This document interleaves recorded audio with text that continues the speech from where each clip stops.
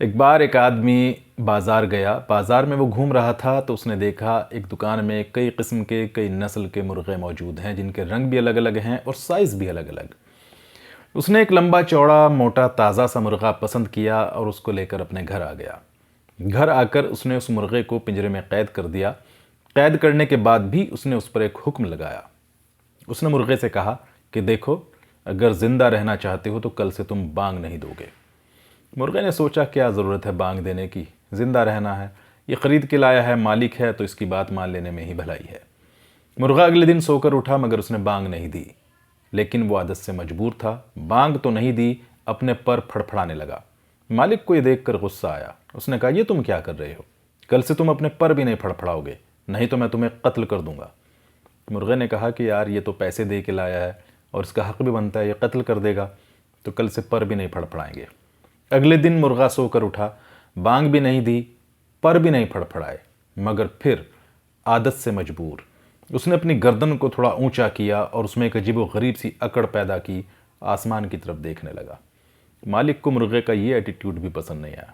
اس نے کہا دیکھو میں تمہیں بار بار کہہ رہا ہوں زندہ رہنا ہے تو میرا کہنا مانو. اگر تم نے کل سے گردن اٹھائی تو میں تمہیں مار کے کھا جاؤں گا. تم گردن بھی نہیں اٹھاؤ گے. مرغے نے کہا چلو یار زندہ رہنے کے لیے کیا ہی کرنا ہے، کھانے پینے کو مل رہا ہے، گردن بھی نہیں اٹھائیں گے. اگلے دن مرغا سو کر اٹھا تو نہ گردن اٹھائی، بانگ تو خیر کیا ہی دیتا، پر بھی نہیں پھڑپھڑائے، خاموشی سے گمسم پڑا رہا. مالک کو یہ بات بھی کچھ جچی نہیں. اس نے کہا کہ سنو کل سے تم انڈا دو گے، اگر تم نے انڈا نہیں دیا تو میں تمہیں مار کے کھا جاؤں گا.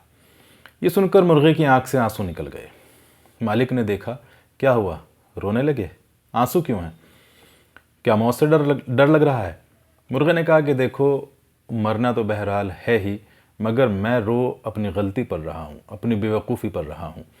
اگر میں بانگ دے کر مرتا، بانگ میری پہچان تھی، بانگ میرا گورو میرا غرور تھی، تو شاید میں اپنی نظر میں کچھ عزت دار ہو جاتا.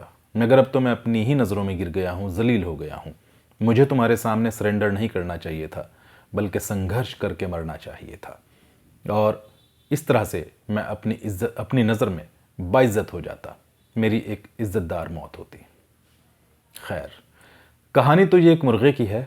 آپ بھی سوچئے سمرپن کر کے مرنا ہے یا سنگھرش کر کے مرنا ہے.